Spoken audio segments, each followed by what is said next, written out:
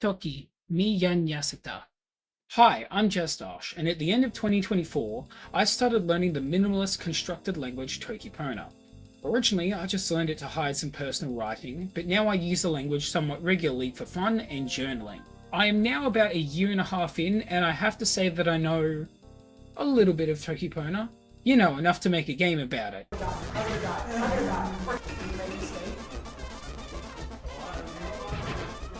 Stop doing that! 2, 1, I also happen to teach Toki Pona to two of my real-world friends, Yan Yono and Yan Wilo. If you're curious as to why everyone's name starts with Yan, well, that's the Toki Pona word for person. It's why I introduced myself as Yan Yasita, the closest transliteration of Jazztache that I liked. As a teacher, I want to make revising the language vocabulary more interesting, and add in a competitive element to learning. The lads seemed up for the challenge and were on board with a PvP game for Toki Pona. From there, I started doing mock-ups and showing them off. After weeding out a chess blitz-style timer game, a simpler design based around a point score system was finalized. Of course, I wanted a fully Libre software game to get this done. So, to build the game, I used my favorite free and open source game engine, Godot. I'm very experienced in using Godot, however, I've never truly shipped a complete game with it, not even a small prototype. This was the perfect opportunity to get in and get back into game development for 2 weeks, which then eventually became the entire month of May of 2026. I wanted to learn Godot's UI system properly for future projects as well. It was time to finally ship my first real Godot engine game, fit for purpose on something I am passionate about. The name? Utala Toki Pona for Knowledge Battle or Quiz. The game? 2 players, 2 game modes, first to 20 points. For however long it would only be that. So you may be wondering how it went and if it was a success. That's what we will be talking about in this video. Without further ado, I'm Jazztache, and this is...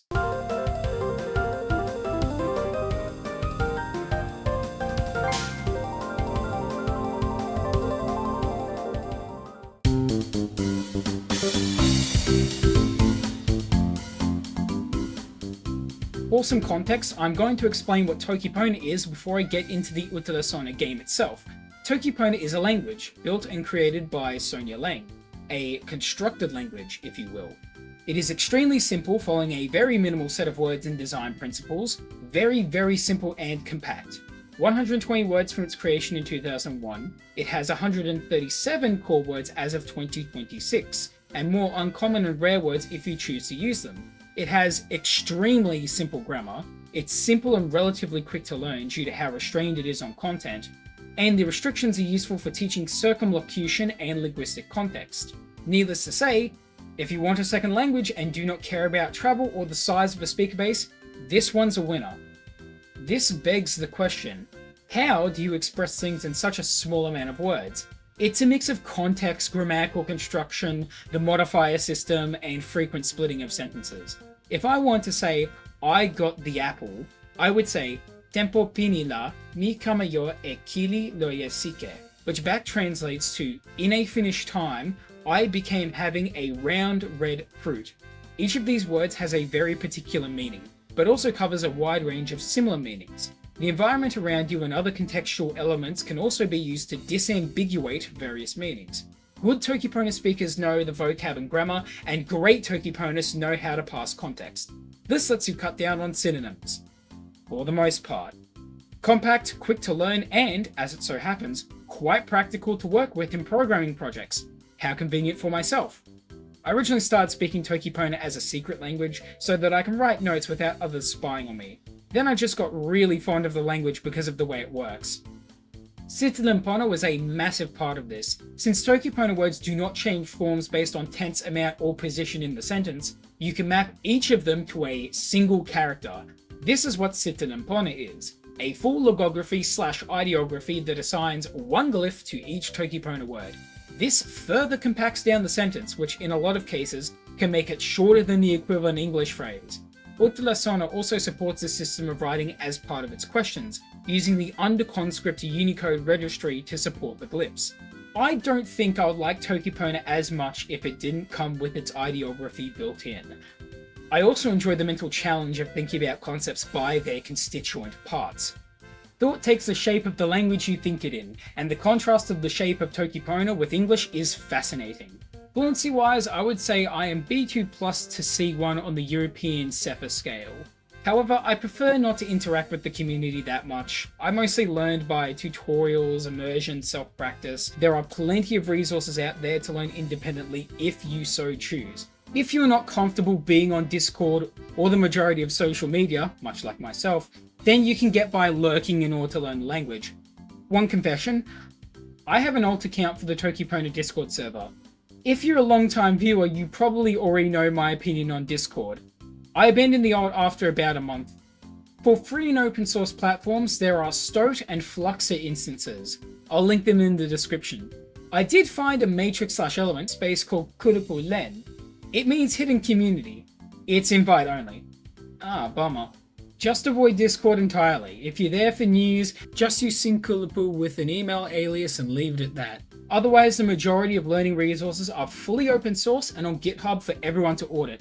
Massive congratulations to the Toki Pona developer scene for upholding a high standard of digital freedom. Good stuff. Now that is out of the way, why did I embark on creating a full game surrounding Toki Pona? Well, in trying to teach the lads Toki Pona, Utara came into being as a revision game. It was originally just for vocabulary, but expanded to cover common two-word compound nouns, some basic questions, other basic phrases, and finally, some really nice long complex sentences for the advanced Toki Ponas. My goal was to create the AIM Lab of Toki Pona, a practice tool for those wanting to improve at the language. A raw, no-frills way to benchmark skill between two competing players. That begs the question, development-wise, where do I start? Well, first of all, I wanted both players to be playing at the same time at all times, so the main game modes would affect how questions are served to the players. When it was finally time to make the game, the design called for two primary game modes. These are Kipisi, meaning split in Toki Pona, and Sama, which means similar in Toki Pona. Both are score modes, and end when one player was first to 20 questions. Essentially, whoever gets to the score goal first wins the game. Kipisi gives both players a separate question, with players answering questions from their side of the board. Conversely, Sama gives both players the same question, forcing them to race for who gets it first. These were the first two game modes designed for Utara, and they served as the building block for the rest of the game modes. Development started around May 1st of 2026. I started out by prototyping the screens and getting everything sorted visually, so that I could code everything in later. This also meant creating some basic UI prefabs. This was a very good decision. I ended up following this design pattern for the rest of development. The UI for the main gameplay and results screen were created first. Afterwards, everything else. Right away, I wanted to make the game look exactly like the mockups, which I managed to just do. No troubles there. Obviously, this is due to the very simple design of the game, straightforward and no frills. Most of the personality of the game was later fleshed out using sound design, but for the visuals, I wanted it to be nice and minimalistic, much like Toki Pona itself. What was the pace of development like? Fast. Really fast. I was making screens and code very quickly, and prototyping went at a lightning pace. I was making a ton of progress every single day and getting multiple commits done. For source control, I use Git. When mistakes happen, I can fix it and revert things if I need to. I also have some custom scripts that let me check how long each session went for and which minor or major update the game was on. If something major changes, new internal point release. The design of the game came together really nicely in the end. It feels really nice to go through development without any major hitches in progress. It was surprisingly smooth sailing. I think there were a few minor bugs during development, but the game's design was so simple and straightforward that it was honestly pretty hard to mess up. I also should disclose that I used a large language model to get a head start on a couple of scripts. I use Ask Brave since it can reference Godot's documentation directly.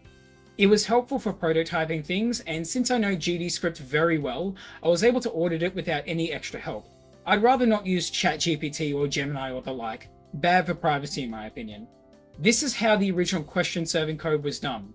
I also later used it to get the shake effect on wrong answers. Very useful indeed. Since a lot of people are rightfully upset about artificial non-intelligence, I should just be upfront about it. Sona uses LLM-generated GD-script code for some parts, but with full human auditing and edits. In all other cases, all code was written by myself. Thank you for your attention on this matter. Between the simple design, use of Ask Brave, and my general familiarity with the Godot game engine, early development just went by really quickly. A lot of my previous projects never left development, and having something small to work on was very fulfilling. This eventually led into the first in-person playtest.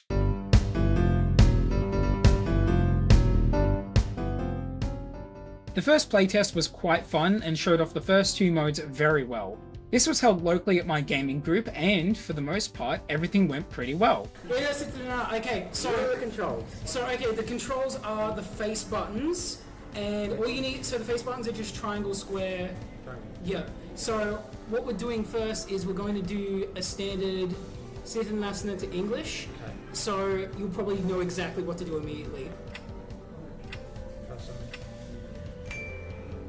What? Alright. Oh wait, it doesn't have this thing up there. What? I don't know what. Oh! I see!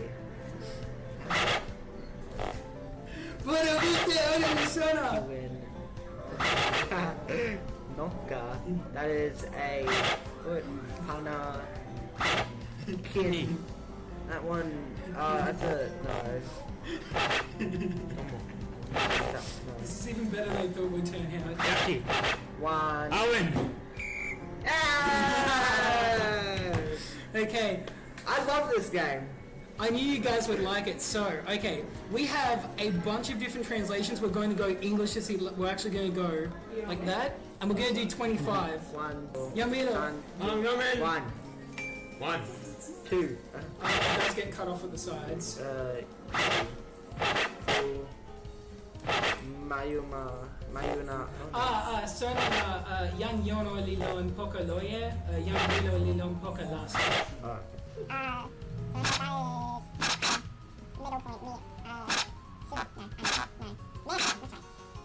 Short young Lily. Oh. Wait, did he? Wait, he Oh, you were one off. You were one off, bro. Oh. But you have more mistakes. Okay, so there's different translations. We're going to go do Sitelen nasin to English again, but this time we're going to be doing a different game mode. So get ready. You'll need to be very. What's this game mode? So Kipisi was the one with two sides. 3, 2, 1, open. What? Oh, it's a So, Oh, it's both of us.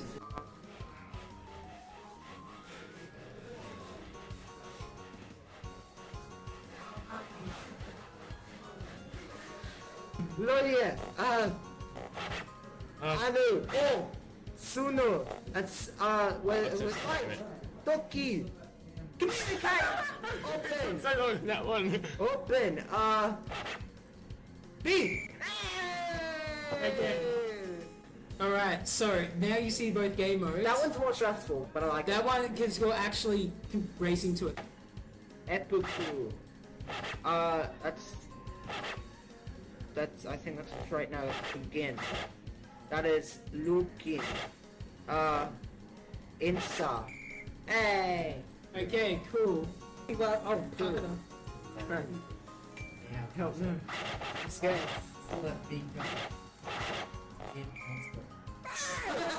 5 seconds. 4.99 actually. This is what I'm tapping out. Then we look back in. Yep.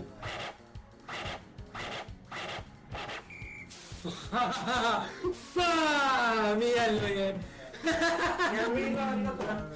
Okay, did you... Musia, ano semen? Musi. Musi. Okay. And also, I didn't... Musia. Or Musi Mutia. Musi Mutera. We were playing for 30 minutes. Cool. Success! I got some feedback to make the text bigger and sort out a few minor bugs. I also did another minor playtest on the main TV at our group and figured out that the game only filled a 1920 by 1080 area. So I fixed the resolution issue. Sona scales correctly to 4K, by the way. And after that, I stopped. Except I didn't. I decided to give the game a couple of extra weeks to add some new content, expanding on the concept until I was finished. Development continued for the next 2 weeks. What was in store for the second half of development?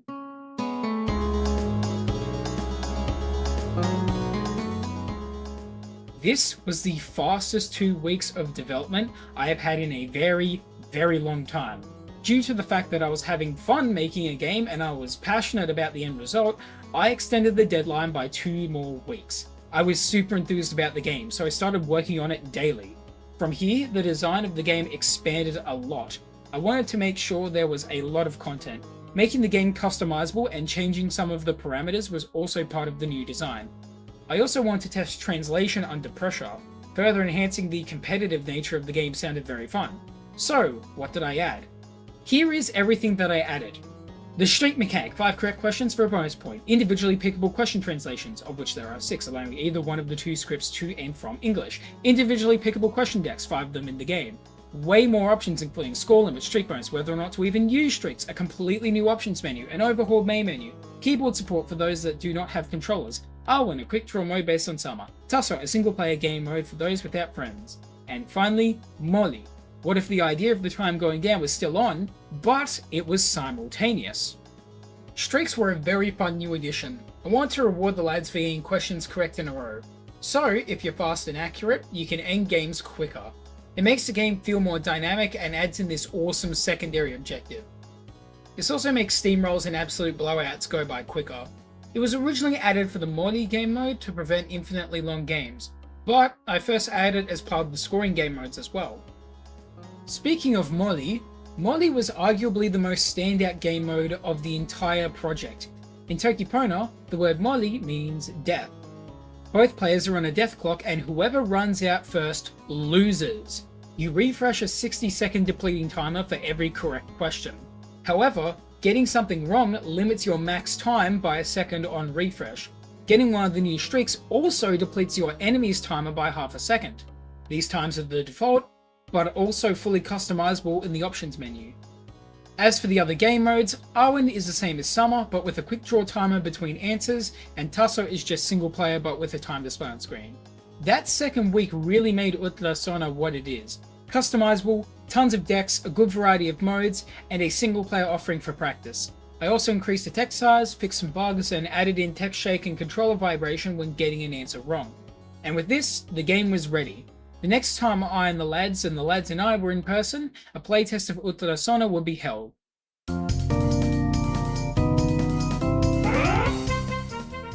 This time I got lots of footage as we sat down as a group and played through as much of the new content as we could in a 30-minute test. Here's how that went. Okay, Teponila, well, we're out here with Ultrasona. This is the second major playtest for those of you on the tube looking at this post-hoc. We have Jan Milo. What's up, lads? And Jan Yano. Hey! One of them passed the test. And then we'll just go vocabulary. Sitelen Pona, yeah, okay, we'll do that. And return to main menu. Focus on what happens when you make a mistake. Yeah, so that is a new feature, it's called a streak. There's 2 new modes. Arwen? Joe and Mama. Shut your goofy. Nasin too. So, why Molly? Okay. Molly Licena. Okay, Otawa Simpin Open.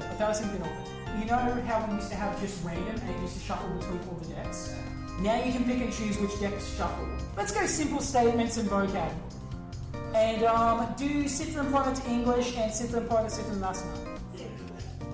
2, 1, okay. Oh. What the hell?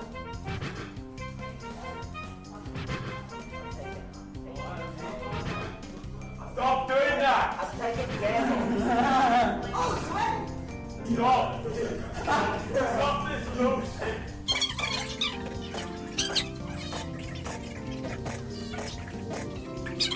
Okay, Otawa Simpin. Molly. Alright. Go, wait, okay. So, yeah.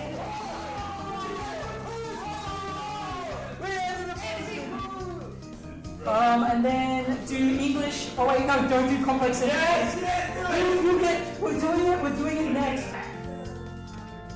2, 1. One. Open. Open. Oh! Oh! Oh! Oh! I understand!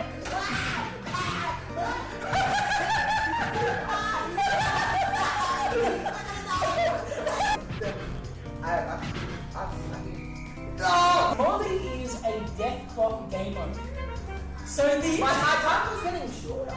yeah, so whenever you make mistakes or the other person gets a streak, you lose 1 second to a mistake. When you get a streak, the other person loses 0.5 seconds off their max time. Can I regain time? No, it's only loss. Once you make a mistake, it's there for the rest of the entire game. Yeah, let's see how quickly you can get through this. 2, 1, open. Oh, it's a time game.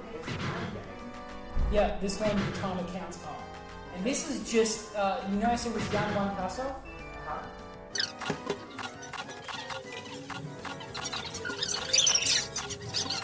If we say, oh yeah, there we go. Okay, yeah. Yeah, just complex sentences. 3, 2, 1. These are massive sentences.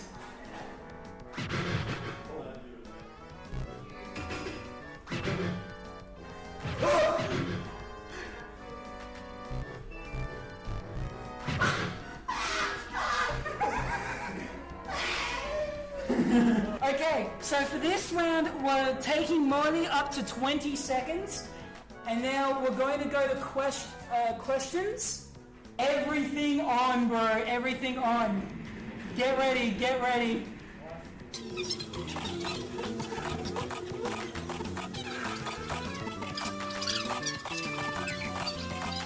Danilo is but I am.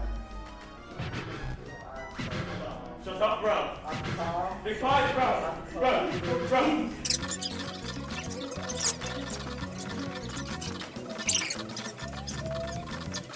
Dead. I'm so dead. That's why. Yeah? Vinny, yeah, no, stay away. But I took my time and I didn't. So, how did you guys, whilst we have a bit of quiet, how did you guys like the new build? I love that because I can just take my time and not reload panic. It was really fun. Also makes for a good short 30-minute lightning round of different game modes and deck/translation combinations. So, after finishing the game, putting the final touches on, and getting 2 playtests in, what do I think of Ultrasona?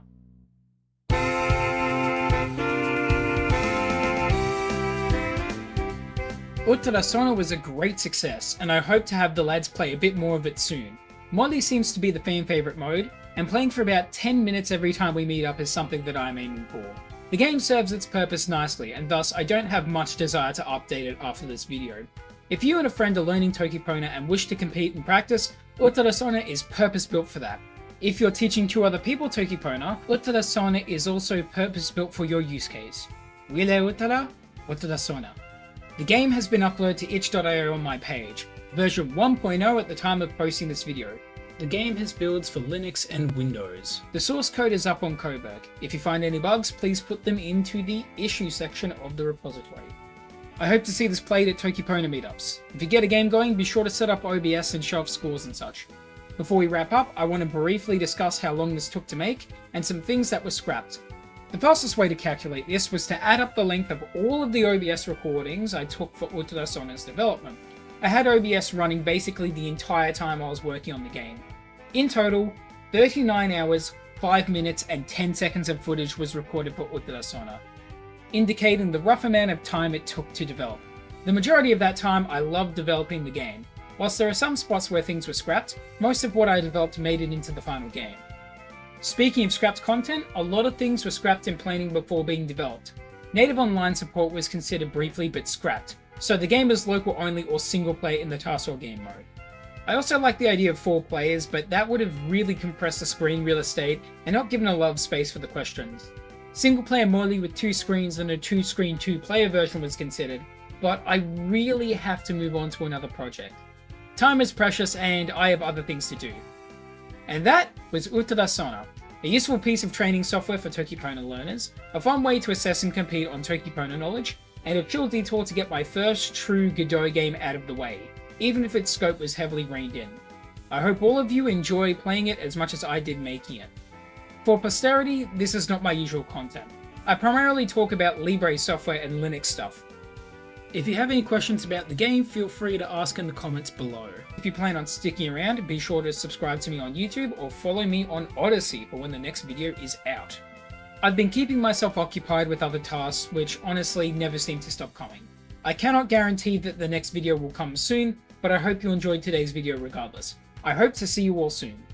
Hokala, Pona o tawasine tan ni, sina lukin likute e Sitelen tawami. Kin sama tempo alela o awen pona. Anyways, thank you all for watching, and as always, take care. Oh yeah, if you're watching this video on release, I'll be in voice chat on my Fluxer server. I'll put the link in the description. I'll be doing this after video releases from now on. See you there!